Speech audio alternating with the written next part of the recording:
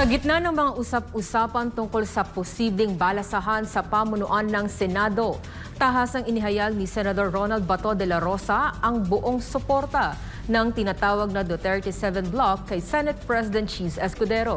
Si Carla Abellana para sa balita.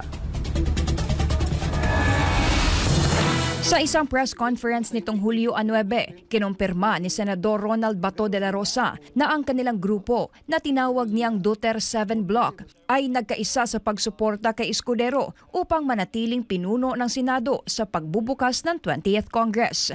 Kabilang sa block sina Senador Bongo, Robin Padilla, Marcoleta, Amy Marcos at ang magkapatid na sina Senadora Camille Villar at Senador Mark Villar.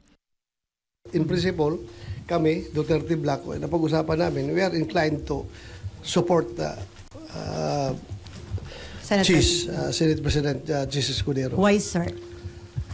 Well, wala naman kami nakitang hindi dapat siya suportahan. So, we support him. Nang tanungin kung may kapalit o kondisyon ang suportang ito, mariin naman itong itinanggi ni De La Rosa. Wala naman kasi as is malago, wala man akong hiningi, wala man rin pinarami sa akin. Basta nagustuhan ko lang yung pamamalakad niya sa amin, sa Senado. Yung leadership niya is, nakita ko is very open to everything. Hindi siya close-minded. Nakikinig siya. So that's what we need as a democratic institution, pakinggan ang lahat.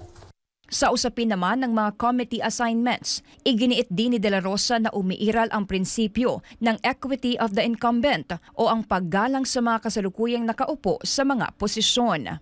Maliban sa Duterte 7 Block, nagpahayag na rin ng suporta kay Escudero sina Senador Alan Peter Cayetano, Jinggoy Estrada, J.V. Ejercito, Joel Villanueva, Erwin Tulfo at Rafi Tulfo. Habang papalapit ang pagbubukas ng 20th Congress, patuloy na nabubuo ang mga pormasyon at alyansa sa Senado. Bagaman wala pang pinal na desisyon, malinaw na may matibay na suporta si Escudero mula sa ilang malalaking grupo, kabilang na ang Duterte 7 Block. Para sa Diyos at Pilipinas Kumala, Carla Abellana, SMNI News.